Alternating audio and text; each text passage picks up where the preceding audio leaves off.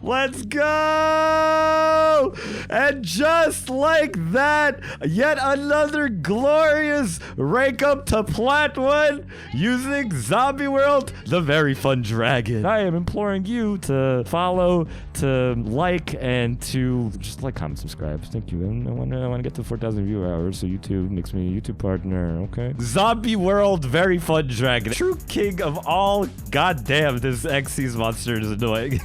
So why are we playing this deck? Well, so there's a little bit of a combo where if you normal summon Solitaire and your opponent just happens to not want to interact in any considerable way and let you do your whole turn one play, well, that's just a one card very fun boy. So that's pretty cool. But also, there's other ways that we can do it. Spoiler alert, but essentially this deck is taking the Zombie World package and adding in a little spin to it, giving you a route to be able to very consistently access making the true king of all calamities, which is very nice because it provides the deck with like a nice amount of card advantage while also an extra bit of defense that the deck usually doesn't have. So you're not just relying on Baller Drock, possibly in the graveyard getting banished by Called by the Grave. This gives you at least a second layer of interruption and disruption for your opponent to have to deal with, along with your Zombie World cards as well. So essentially, to be able to play the deck, you of course have to put in the True King of all calamities into it, and to be able to summon it, you have to kind of fluff up your extra deck a little bit. So for the True King of all calamities package, you play 1, 2, 3, 4, 5 monsters to be able to end on True King of all calamities, and these are all essential in your turn 1 play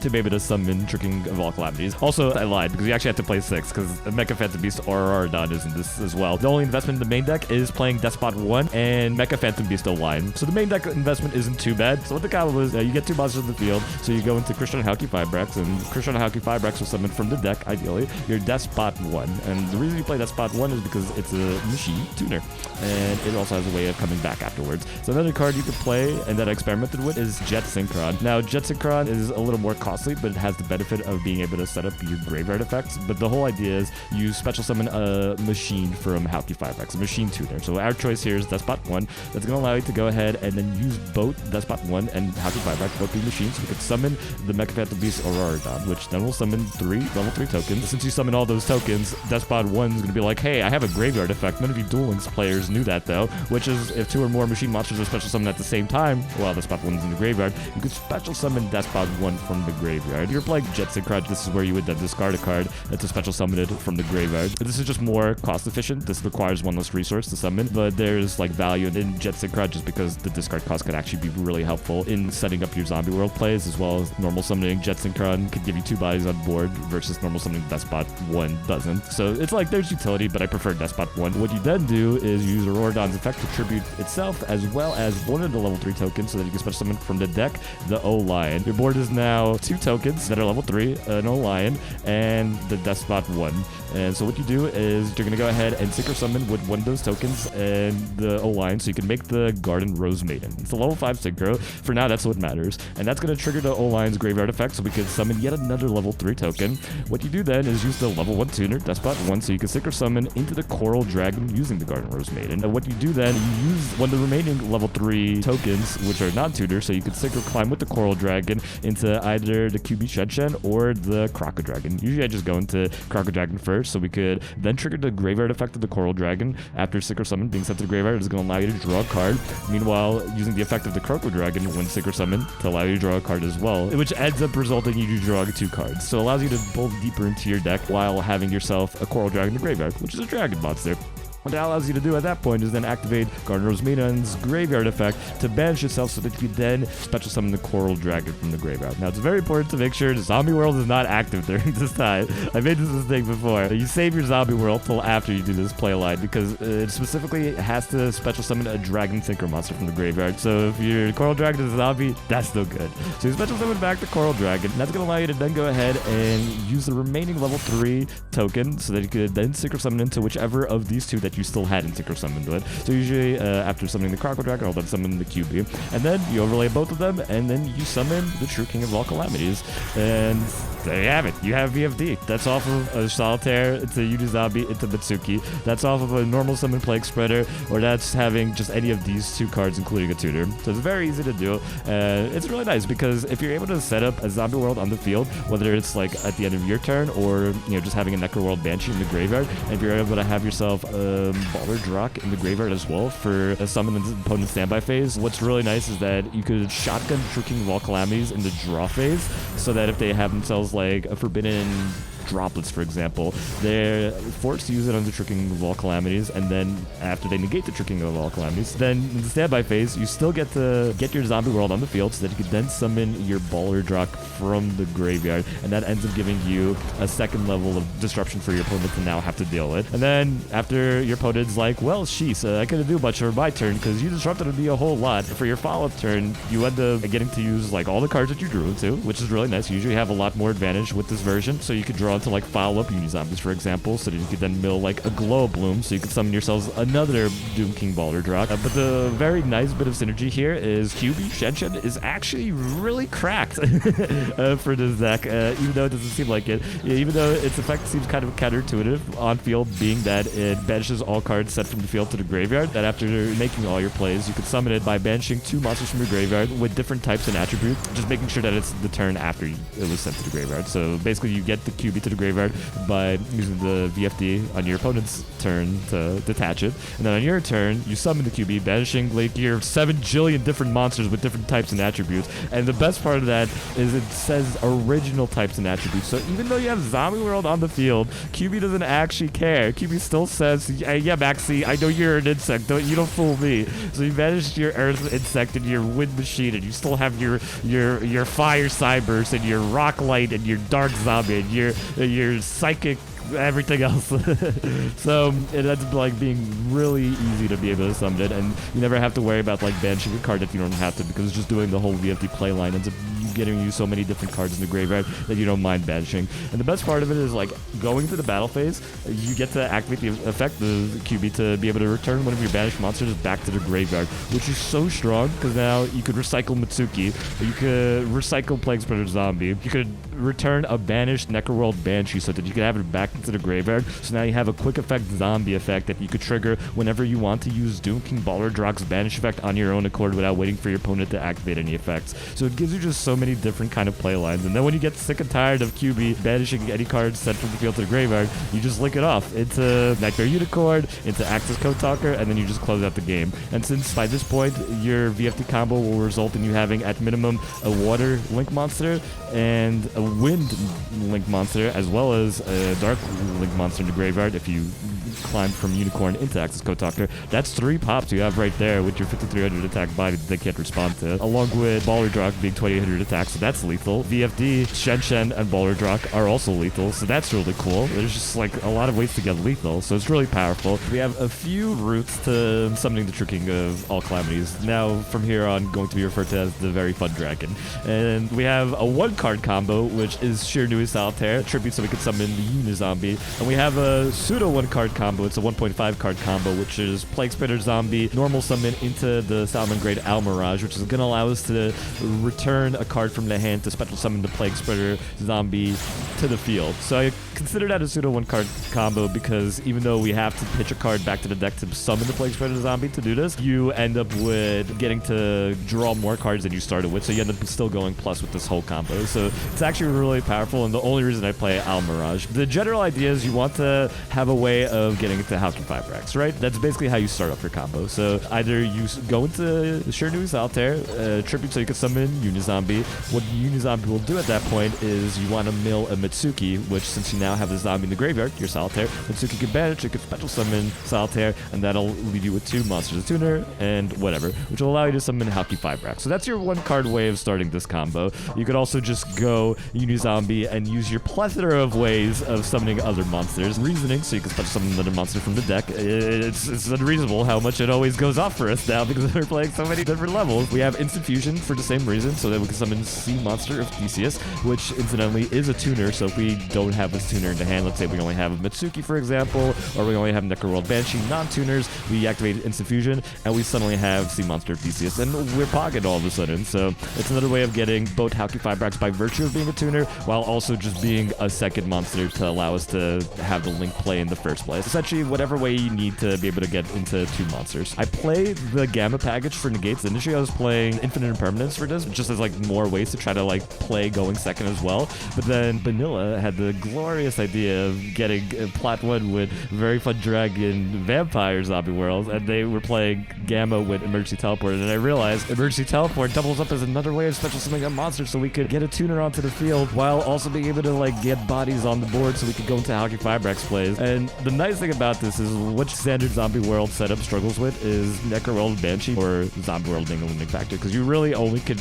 mill them traditionally turn 1 with like a Foolish Burial if you happen to top deck into it, or being able to resolve Uni-Zombies effect. So if you don't have a way of achieving that, then you don't really get the zombie world combo. Whereas like with this version, even if you don't have access to zombie world, you don't need that. You just need any tuner or non-tuner to go into your V.F.D play, and then at least you have some level of disruption for your opponent to now deal with. So that's why we play Emergency Teleport. It's another way of getting us another special summon from the deck while being able to also justify playing the Gamma package. So Gamma is what you special summon off of Emergency Teleport, being a tuner, and also it can double up as being a very useful disruption while getting bodies on the board. Just resolving Gamma on your turn on its own could be Halki-Fibrax right there. And it might seem a little sussy to have it and think that you could resolve it on your own turn, but it actually comes up a decent amount because you could play cards like Instant Fusion, you could play cards like Emergency Teleport, that'll kind of cue your opponent that you are playing something like Virtual Worlds, and they'll probably hold until you have a body to play around Gamma. But if you activate like a Reasoning, for example, and they activate their Maxi, then you chain Gamma and suddenly stonks.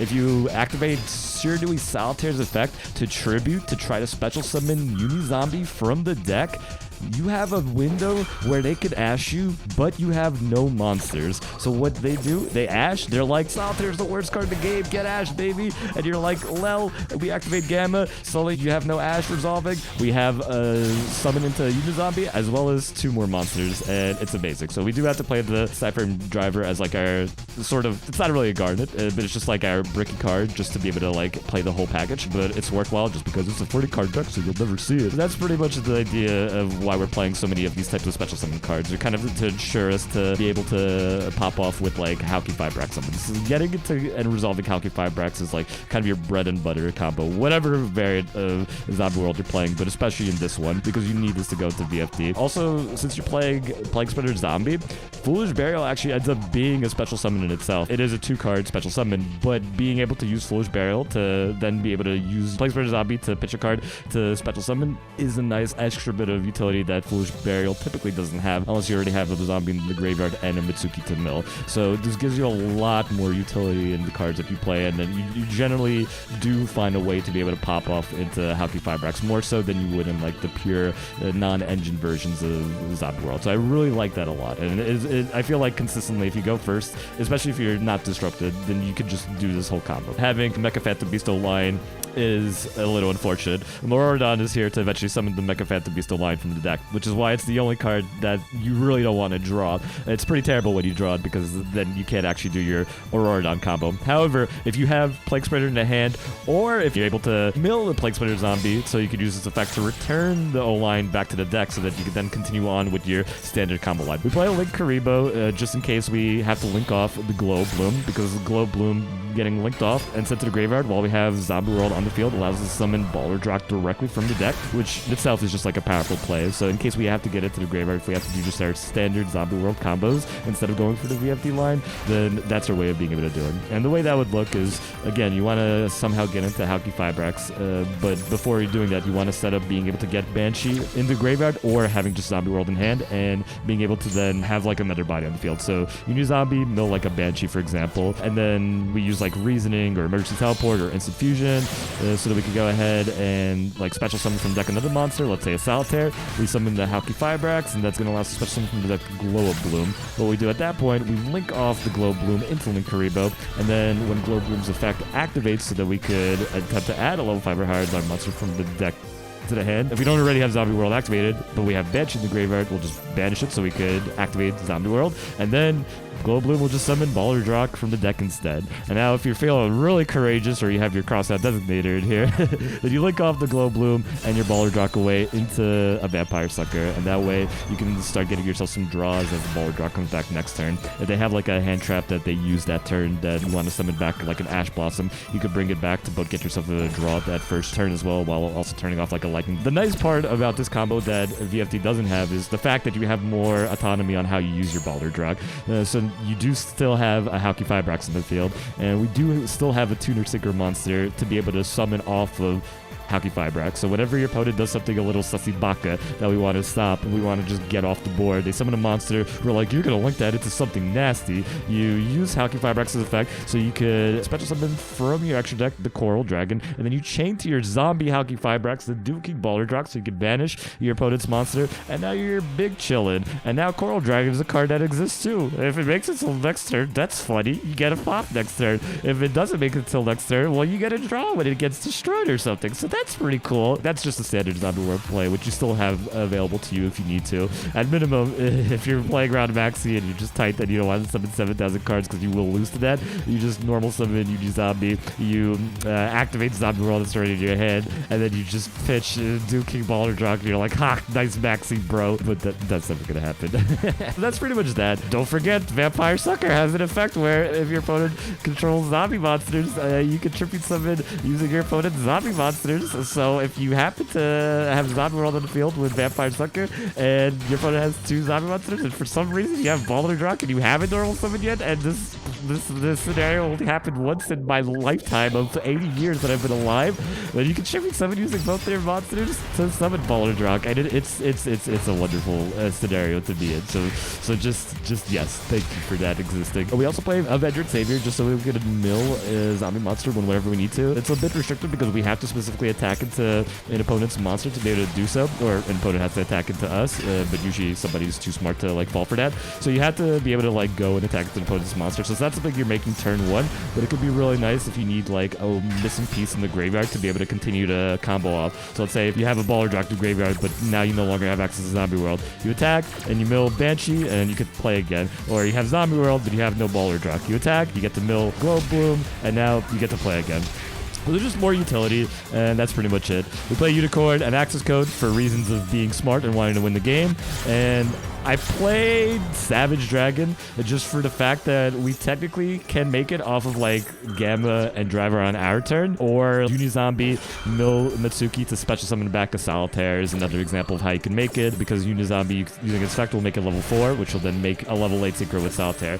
That combo line is usually only something you'll make turn 3. Any of those plays, you're never really going to make Borreload Savage Dragon turn 1 with negates unless you opt out of your V.F.D line, unfortunately, because if you do have Gamma on the field along with the Driver, that unfortunately clogs you from being able to summon the Despot Jet, because your field will be aUroRaDoN, 3 tokens, and then Cyframe, Gamma, and Driver. So that's all your zones. So Despot 1 wouldn't be able to use this effect because it's when those 3 tokens are summoned when its effect activates. So this is where there would actually be an advantage to being able to play the Jet Synchron instead, because you could just hold Jet Synchron in the graveyard, then use the Gamma to be able to Synchro Summon with the Driver into the Borreload Savage Dragon, and then by this point you would have something like a Hauki Fibrax in the graveyard that you could attach onto the Borreload Savage Dragon to give yourself a 2-negate Savage Dragon. Then you continue on to like your aUroRaDoN plays after summoning back the Jet Synchron. So it's like that would be an argument for playing the Jet Synchron as well, but that has to rely on your opponent having an effect that you can negate with Gamma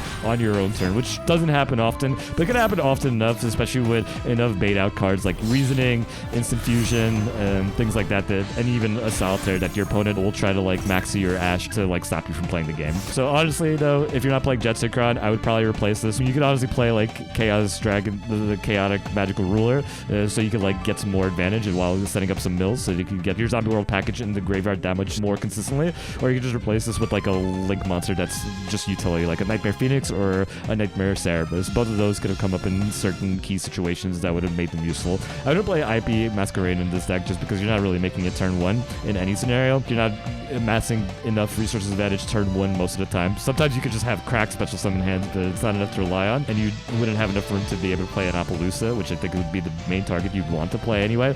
And an Appaloosa I just feel like isn't worth well to play anyway, since you just have V.F.D for that, and you're not making Appaloosa until like turn 3 anyway, in which case you're probably just making Code Talker instead to just win the game. That's pretty much it. Other than that, just a reminder, Zombie World turns everything zombies in the field and the graveyard, so that's why King Baller Drop could negate your opponent's monsters effects and also banish your opponent's monsters. And it's a field spell, so this could keep you bringing back Baller Drop, which is a fantastic thing to be able to do, and it makes me feel swell. Other than that, we play an assortment of cards to help us continue playing second and as well as going first. So Ash Blossom and Maxi are both problem cards, so we maximize on Called by the Grave. We also play 2 copies of Crosshair Designator. I was initially playing 3, but I really just wanted to maximize the amount of special summons I had too, because otherwise the deck is really cumbersome reliant. So I wanted to make sure that we had at least extra ways to make sure that we don't brick and don't get to go into full combo. And I think it paid off. 2 Crosshair Designator still felt really valuable to be able to stop like an Ash Blossom, a Maxi, and honestly like having 4 copies as opposed to just like 2 of like a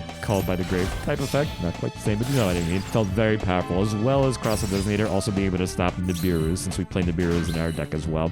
I was considering kind of get to 1, but going second, this deck really struggles. If we don't see hand traps, then there's a good chance that we lose because we really don't handle well doing our setup through disruption. So that's why on top of playing Maxi, we also play the Gamma package so we could try to put some disruption along with Ash Blossom, and then we play Nibiru as well. So we have a lot of ways to put pressure on the opponent going second. One thing of note is, I don't have it, is the Millennium Eyes Restrict Fusion is effectively another copy of Called by the Grave. So let's say if you draw your instant fusion, but you don't need it to be able to summon Hauki Fibrax, then what you could do is you use instant fusion so that you could go ahead and you could fusion summon from the deck the Millennium Eyes Restrict, and that's going to allow you to essentially be able to stop a Ash Blossom, to be able to stop a Maxi and continue playing. So let's say if they use their Ash on your zombie, you could be like, get F. And then if you have Zombie World active and Mitsuki in the graveyard, you could then bring back the Millennium Eyes Restrict with Mitsuki to give yourself another negate. So it's something to keep in mind. If you have it, I'd say that's something you'd play over the Borreload Savage Striker. It feels a little sussy committing to fusion monsters for a 1 of instant fusion, but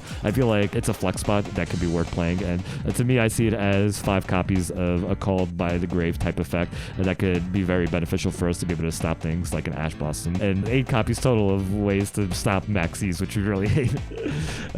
That's pretty much it. That's the deck profile. I probably answered everything I wanted to about this deck, and I like it a lot. So if you have the cards for it, try it out. It's fun. And also, this is a YouTube sign-off. Obligatory. I don't have a sign-off message. Don't forget to smash that MFing like button. Oh, I gotta read. I put on the text. Well, here you go. You lost. The facade is gone. This is a stream. I'm double dipping. YouTube.